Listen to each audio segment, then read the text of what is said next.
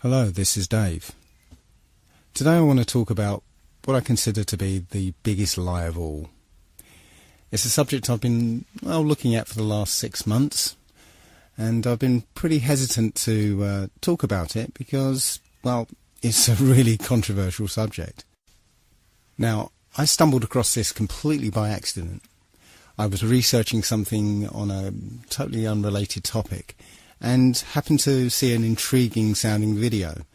So I clicked on it, but the subject was so preposterous that I was just about to turn it off when it happened to say something that piqued my interest. So I watched the video completely to the end. And by the end of it, I had questions. I had some serious questions. So I'm going to ask you to be open-minded about this. This is very, very controversial and difficult to get your head round. So just bear with this and keep an open mind. So, in order to determine the truth, I'm going to be using a few principles here. The first of which is the scientific method, something that the scientific community doesn't seem to use these days. But the scientific method is where a theory or opinion is put forward that matches what we observe. But if something comes along that contradicts those observations, then the theory must be discarded. The second principle is Occam's razor. That's quite simply, the simplest explanation tends to be the truth. The third principle I'm going to be using is from Sherlock Holmes. When the impossible has been eliminated, whatever is left, however improbable, must be the truth. I'm also going to have to accept a couple of things. The first of which is what I call the ant's perspective. If you imagine an ant walking across a runway and all of a sudden a jumbo jet lands next to it, the ant's probably going to say, "What the hell was that?" But there is no way that the ant can ever figure out what just happened to it. It's just beyond the ant's ability to comprehend. So we have to accept that there may be things that are way beyond the human mind's ability to comprehend.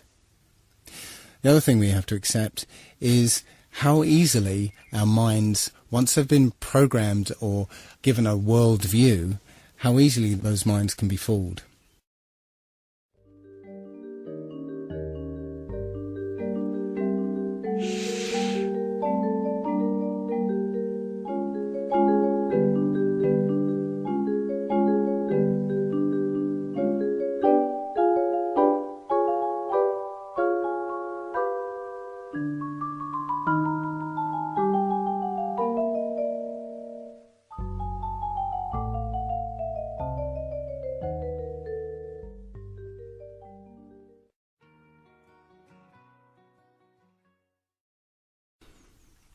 You started watching that video with a certain worldview. After all, you know what a room looks like. But those preconceptions caused you to ignore some of the subtle cues that would have given the game away, such as the black rectangle underneath the chair, or the difference in colour between the cups, or even the strange angles of the picture on the wall. You believed a visual lie because your worldview was so powerful that it blinded you to any evidence that contradicted it. The other thing I'd like to mention at this point is how easily we can be fooled by two-dimensional imagery. We've been trained and conditioned to suspend disbelief when we see certain two-dimensional imagery, such as photographs. A photograph is not reality. It's a photograph. And photographs can be altered and manipulated. Video is not reality. And here's some examples of that.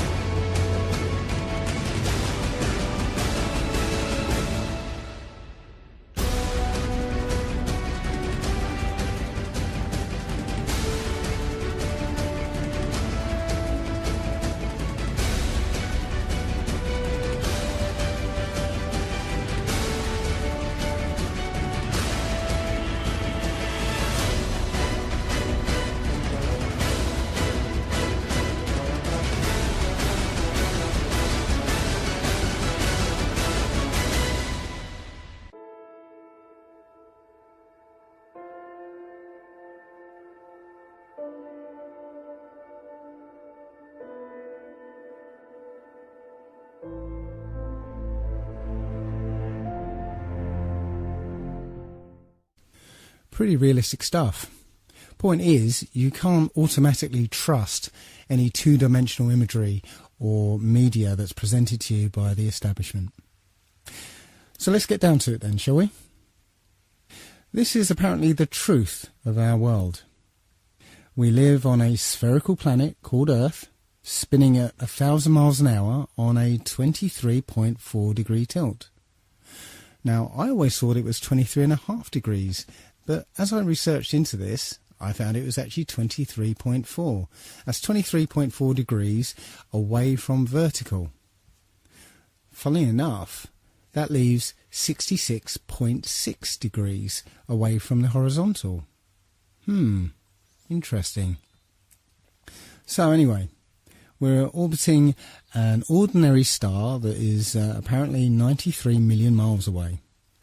The Sun itself is embedded in a galaxy of 100 billion stars, and that galaxy is one of trillions and trillions in an infinite and expanding void. And in the midst of that void, we are just an insignificant and unimportant microbe that arrived here by accident, that's crawling around on this speck of dust. Now, I know what you're thinking. Oh dear, he's turned into one of those flat earther people. But if you've ever discovered the truth behind all those things that have been labelled as conspiracy theories, you've been willing to set aside your preconceptions of the world to be able to accept a new and often terrifying version. This is no different, so please bear with me. The first thing that people will automatically say is, of course we live on a spherical Earth. We've got the photographic evidence, don't we? Well, strangely enough, when you try and search for a picture of Earth from space, you'll find surprisingly few of them. In fact, all of them, including this one, this is from NASA, it's called the Big Blue Marble. All of them are composites. NASA will freely admit to them being composite images or CGI or Photoshop. There's only one image that NASA will claim was shot from space, and it's this one. It's apparently shot from Apollo 17. But all of these images have problems. First of all, the scientist will tell you that because the Earth is spinning, centrifugal forces will force the equator to bulge out as it's spinning. So the Earth is more of an oblate spheroid. But, funnily enough, all the images from space, supposedly, are perfect spheres. Also, one thing I noticed is that the colours of continents and the sea itself, they're very vivid. Now, when you look at anything at a distance, maybe if you look at some hills at the distance of 3 or 4 miles, you'll see that the colours are kind of washed out somewhat because of the atmosphere. If you see mountains further off in the distance, the dark colours are washed out even more because of the influence of the atmosphere. So how can it be that you get these very vivid, striking colours through miles of atmosphere? I can't explain it. The other strange thing about this supposed shot of Earth from space is that the continents actually appear to match the Mercator map rather than the Peters projection map. Now, if you don't know the difference, here's a little video to explain it. Should we begin? Yes. Plain and simple, we'd like President Bartlett to aggressively support legislation that would make it mandatory for every public school in America to teach geography using the Peters projection map instead of the traditional Mercator. Give me $200 and it's done. Really? No. Why are we changing maps? Because, CJ, the Mercator projection has fostered European imperialist attitudes for centuries and created an ethnic bias against the Third World. Really? The German cartographer, Mercator, originally designed this map in 1569 as a navigational tool for European sailors. The map enlarges areas at the poles to create straight lines of constant bearing or geographic direction. So it makes it easier to cross an ocean. But Yes. It distorts the relative size of nations and continents. Are you saying the map is wrong? Oh dear, yes. Look at Greenland. Okay. Now look at Africa. Okay. The two land masses appear to be roughly the same size. Yes. Would it blow your mind if I told you that Africa is in reality 14 times larger? Yes? Here we have Europe, drawn considerably larger than South America. When it's 6.9 million square miles, South America is almost double the size of Europe's 3.8 million. Alaska appears 3 times as large as Mexico, when Mexico is larger by 0.1 million square miles. Germany appears in the middle of the map when it's in the northernmost quarter of the Earth. Wait. Relative size is one thing, but you're telling me that Germany isn't where we think it is? Nothing's where you think it is. Where is it? I'm glad you asked. The Peters projection. It has fidelity of axis. Fidelity of position. East-west lines are parallel and intersect north-south axes at right angles. What the hell is that? It's where you've been living this whole time. Should we continue? Uh-huh.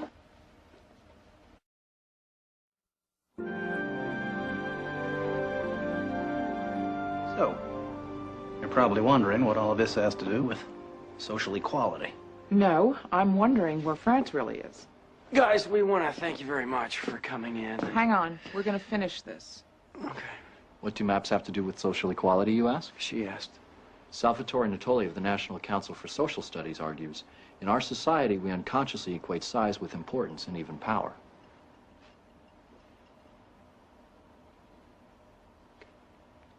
I'm going to check in on Toby. Go.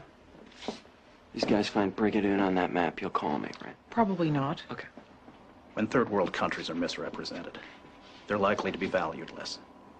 When Mercator maps exaggerate the importance of Western civilization, when the top of the map is given to the Northern Hemisphere and the bottom is given to the Southern, then people will tend to adopt top and bottom attitudes.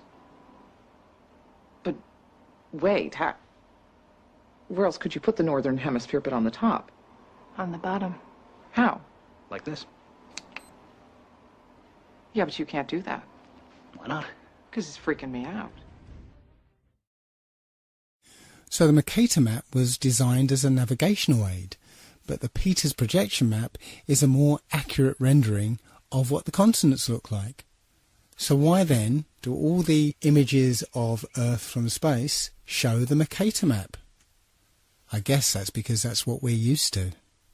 Even the one image that is claimed to be an actual photograph of Earth from space is called into question, simply because of a film that was released accidentally by NASA of Apollo 11 faking the very first picture of Earth from space. So let's have a look at that video. An old reel received by mistake. It contains the raw or unedited footage of the crew of Apollo 11, Michael Collins, Edwin Aldrin Jr. and Neil Armstrong, staging part of their mission for nearly an hour in living color, with exceptionally clear behind-the-scenes audio of conversations discussing the techniques used to achieve a disingenuous picture depicting the Earth at a distance, in order to falsely demonstrate their far journey from it and their ability to survive passing through the Van Allen radiation belts.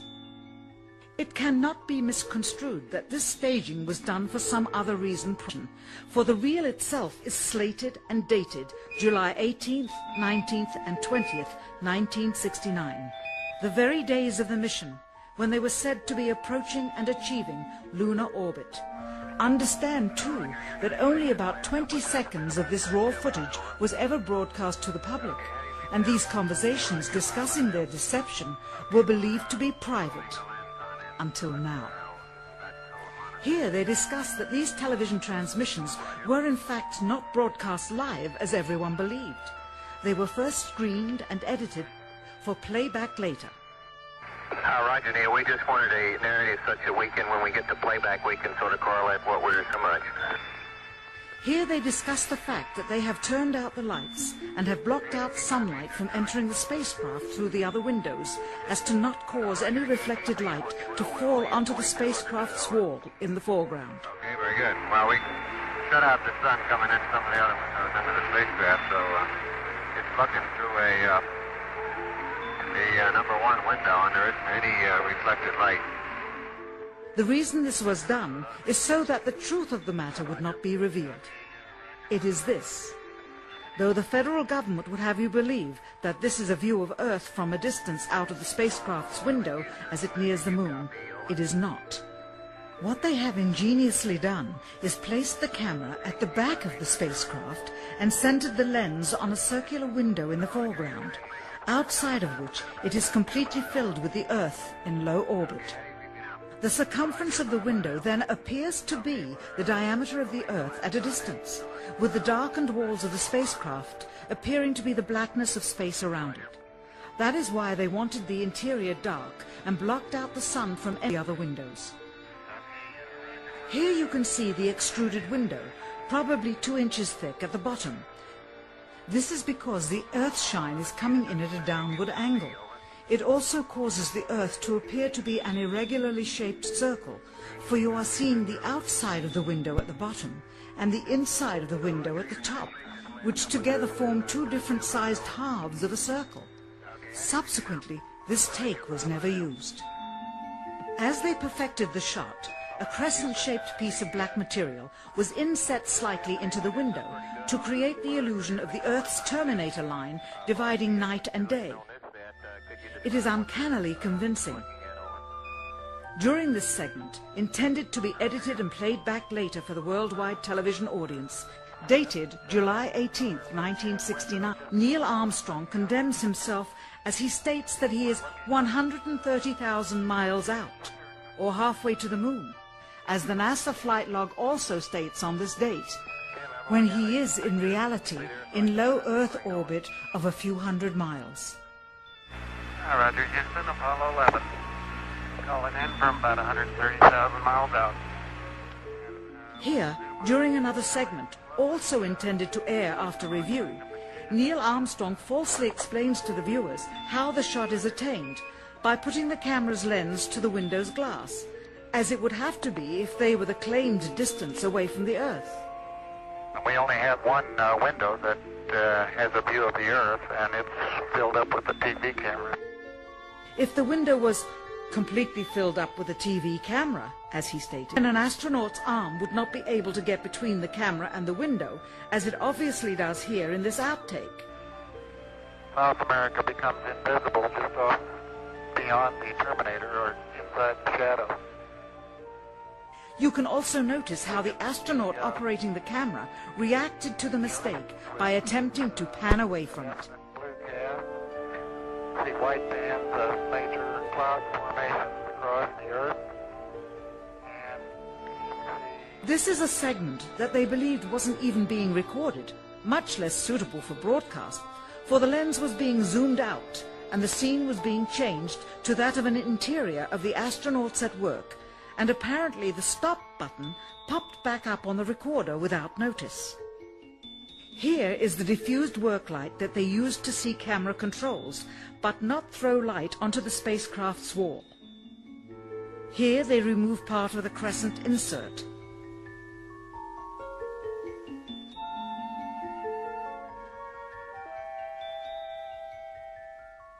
Finally, the iris is opened up to see the real location of the camera and the very bright and near Earth out the window.